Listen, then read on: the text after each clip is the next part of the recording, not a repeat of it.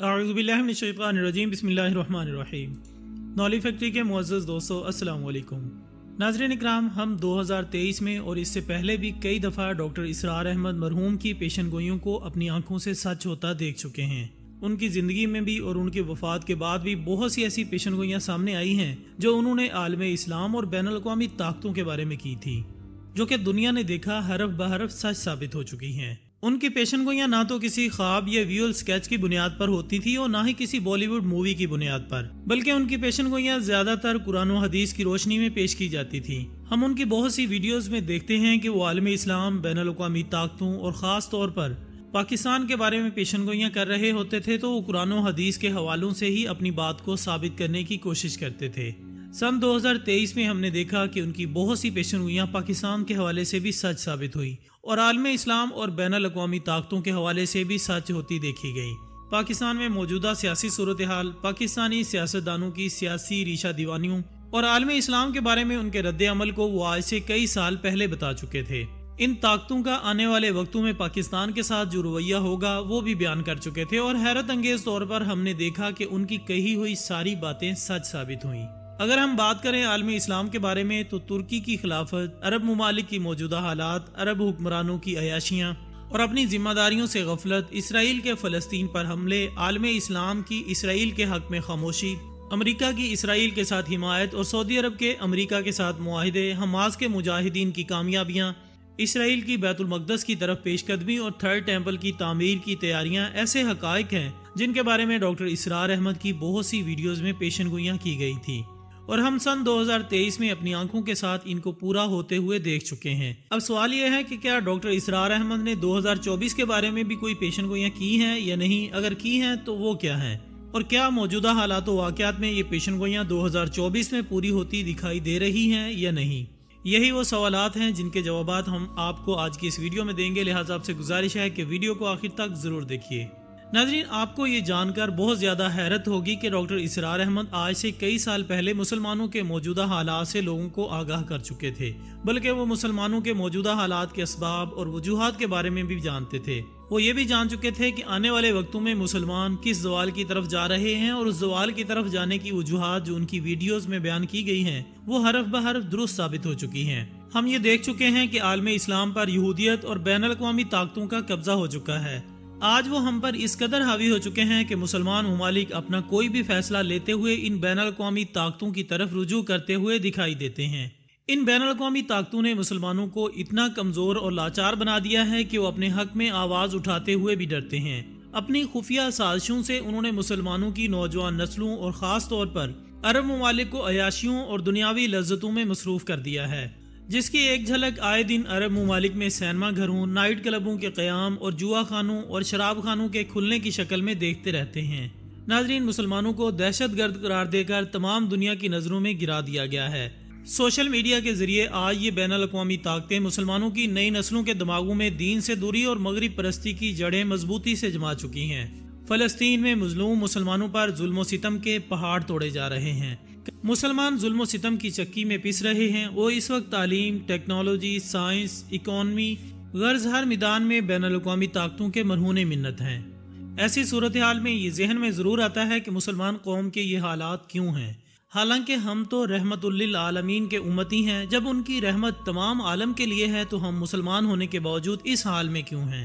ہم اللہ تعالیٰ کو ایک ماننے والے اور اس کی آخری کتاب کے پیروکار ہونے کے باوجود پستی کا شکار کیوں ہیں؟ دنیا کی سب نعمتیں، حکومت، عزت، امارت اس وقت غیر مسلموں کے ہاتھ میں کیوں ہے؟ کیا غیر مسلم اس وقت اللہ تعالیٰ کی زیادہ محبوب قوم ہے؟ کیا وہ اہل کتاب اللہ تعالیٰ کی زیادہ لاڈلی قوم ہے؟ جبکہ ہم قرآن پاک کے علم بردار ہونے کے باوجود ظلم و ستم کی چکی میں پستے جا رہے ہیں۔ کیا سن 2024 میں بھی مسلمان اس پستی کا شکار رہیں گے؟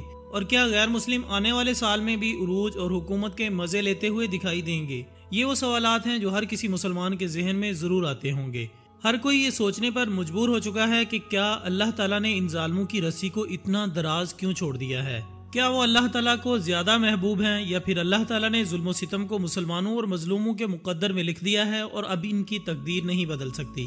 ان سوالوں کے جوابات ڈاکٹر اسرار احمد نے اپنی ویڈیوز میں دیے ہیں۔ انہوں نے اپنی ویڈیو میں یہ کہا تھا کہ अल्लाह ताला ने जालिमों की रस्सी को दराज जरूर छोड़ रखा है, लेकिन इसका हरगिज ये मकसद नहीं है कि वो अल्लाह ताला को बहुत ज्यादा महबूब हैं और मुसलमान अल्लाह ताला को पसंद नहीं है, बल्कि जालिमों की रस्सी को दराज छोड़ने और इन पर अपनी नेमतें खोलने पर अल्लाह ताला का मकसद ये है कि वो मुसलमानों को इनके असली चेहरों से वाकिफ करवाए।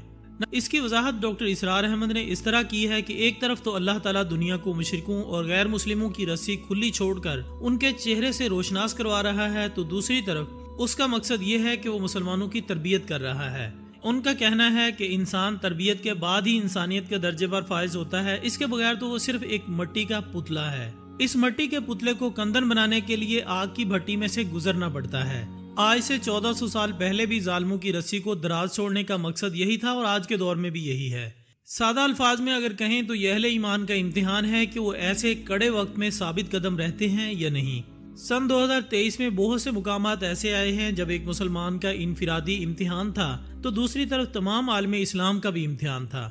मुसलमान अगर किसी जगह जुल्म सितम का शिकार हैं तो ये इनके ईमान के इम्तिहान के साथ साथ तमाम आलम इस्लाम का भी इम्तिहान है कि वो इस जुल्म के खिलाफ आवाज उठाते हैं या नहीं। अब अगर सन 2024 के हवाले से देखा जाए तो डॉक्टर इसरार अहमद के मुताबिक उस वक्त तक मुसलमानों के ये ज़वाल और पस्ती के हालात नहीं बदल सकते जब तक कि वो अल्लाह ताला के इस इम्तिहान में खरे ना निकलें और वो इनफरादी तौर पर जुल्म के खिलाफ आवाज ना उठाएं और इज्तिमाई तौर पर तमाम आलम इस्लाम इकट्ठा होकर जुल्म के खिलाफ और मजलूम के हक में ना उठें। डॉक्टर इसरार अहमद के मुताबिक यही वो उसूल है, दुनिया में उस वक्त तक कोई ग्रोह या कोई कौम हुकूमत हासिल नहीं कर सकती जब तक कि वो अपने आप को इस काबिल ना बना ले कि वो पूरी दुनिया पर हुकूमत कर सके। उनके मुताबिक अगर कोई ग्रोह अपने ईमान, अमल साले, तंजीम, इसार, कुर्बानी, साबित कदमी, तालीमी काबिलियत और मुसलसल मेहनत से ये साबित कर दे कि वो क्वालिफाइड है तो अल्लाह ताला दुनिया की हुक्मरानी उसके हवाले कर देते हैं, अब चाहे उसका ताल्लुक मुसलमानों के ग्रोह से हो या गैर मुस्लिमों के ग्रोह से। अगर हम मुसलमानों के माजी पर नजर दौड़ाएं तो हमें डॉक्टर इसरार अहमद का ये पॉइंट ऑफ व्यू बिल्कुल दुरुस्त नजर आता है। डॉक्टर इसरार अहमद के मुताबिक यही वो उसूल है जिसे आज भी अपनाकर मुसलमान दोबारा से अपना खोया हुआ मुकाम हासिल कर सकते हैं। अगर आज भी वैसा ही क्वालिफाइड मुसलमानों का कोई ग्रोह सामने आता है जो दुनियावी एतबार से और दीनी एतबार से इन उसूलों पर पूरा उतरता हो तो लाजमी तौर पर हुकूमत और इज्जत उनके मुकद्दर में लिख दी जाएगी।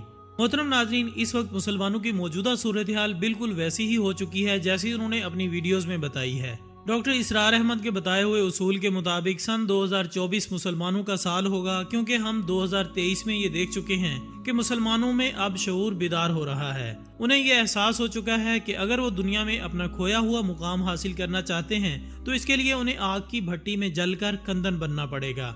और हम उसकी एक मिसाल फलस्तीन और इसराइल की लड़ाई में हमास के मुजाहिदीन की शक्ल में देख चुके हैं, जबकि ऐसी ही एक मिसाल हमें अफगानिस्तान के मुजाहिदीन की शक्ल में भी दिखाई देती है, जो हमें एक तरफ तो दीन पर अमल करते हुए नजर आते हैं तो दूसरी तरफ दुनियावी एतबार से तरक्की और उरूज की मनाजिल तय करते हुए भी दिखाई दे रहे हैं।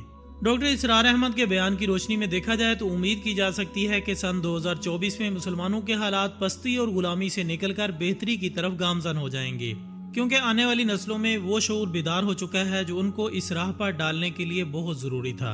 अल्लाह ताला से दुआ है कि सन 2024 का साल मुसलमानों के लिए बेहतरीन मुस्तकबिल का ज़ामिन साबित हो। आमीन सुम्मा आमीन। इसी दुआ के साथ हमारी आज की इस वीडियो का इख्तिताम होता है। इंशाल्लाह हम बहुत जल्द दोबारा हाजिर होंगे एक और अच्छी सी वीडियो के साथ। तब तक अपना, दोस्तों, रिश्तेदारों और गिरदनवाह के तमाम लोगों का बहुत ख्याल रखिएगा। अल्लाह हाफिज़।